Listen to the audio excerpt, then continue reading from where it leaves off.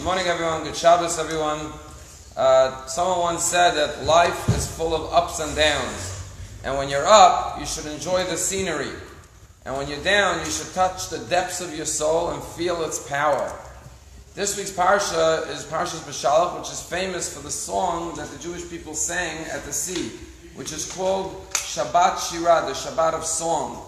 But the word Shirah can be connected to the word Yashar, which means straight.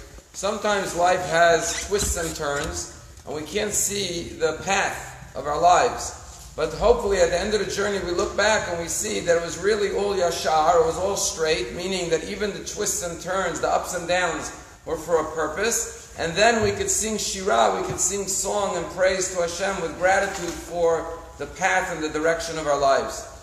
If you look at this week's Parsha, it's fascinating.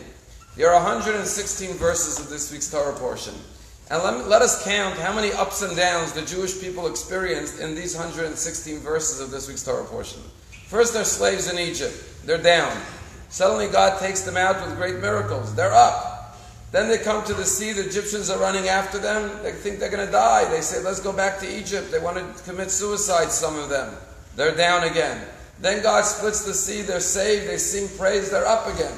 Then they come in the desert, there's no food, no water, they cry out to Hashem, we're going to die, what are we going to do? They're down. Then God provides manna from heaven, they're up again.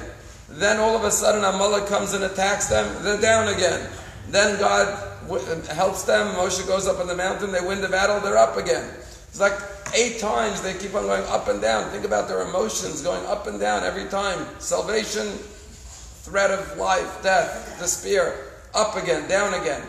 And really, this piece parsha is really the story of thousands of years of Jewish history, and really the story of every person's life. On Monday, we're going to have Tu B'Shvat, and we celebrate Tu B'Shvat in the dead of winter. And the question is, why are we celebrating Tu B'Shvat in the winter time? We should celebrate in the spring, in the summer, when the trees are blossoming and fruitful, and the flowers are budding, and there's a good fragrance. Why in the middle of the winter? And perhaps that's the message. When you look at a tree in the winter, it looks cold, it looks dead, it looks lifeless. But we celebrate the tree at that point because we know that this tree will come to life again. And it says in Deuteronomy, a man is like a tree in the field. You have to realize that there's always going to be the winters of our lives, the springs of our lives, the summers of our life. And just because you're going through a cold winter, persevere and realize you'll make it through the cold winter and you'll come out in the spring and the summer and experience the vitality and the life of the trees once again. As someone said, that what lies ahead of us and what lies behind us cannot compare to what lies within us. A tree, you only see what's on the surface. But beneath the tree, there's roots and there's sap that doesn't meet the eye. And so too, every person has inner strength from Hashem that allows them to persevere. And that's the story of the individual and the story of the Jewish people on a whole. A few weeks ago, on December 22nd, a Jew passed away in Israel. His name was Simcha Rotem. Simcha Rotem had a nickname. His name was Kazakh. He was 94 years old. He was born in 1924 in Warsaw. And at 18, he and his family were rounded up. They were sent off to the Warsaw ghetto with all the Jews. And they started liquidating the Jews, sending them off to Auschwitz to be killed. And a group of young people, including Simcha Rotem, formed what was called the Jewish Resistance. And Simcha Rotem died at the age of 94 on December 22nd in Jerusalem. He was the last fighter of the Warsaw Ghetto. And he was surrounded by his wife and his children and his grandchildren and his great-grandchildren.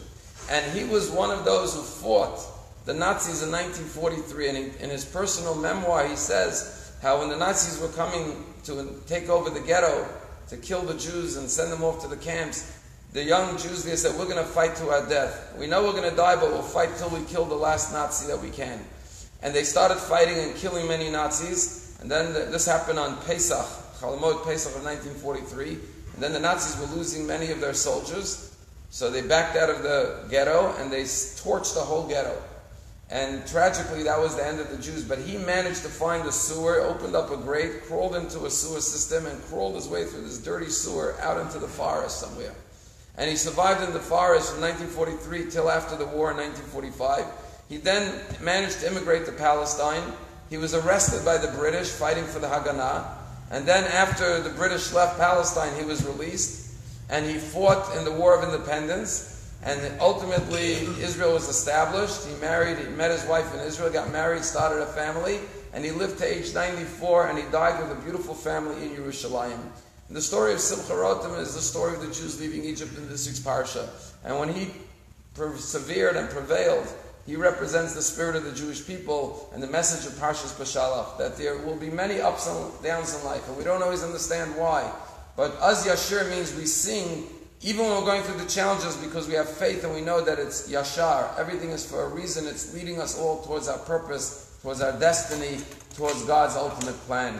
And with that faith, we could sing not just on the highs of life, but even when we're going through the challenging moments, because we have faith that ultimately we're getting closer to our destiny and our purpose.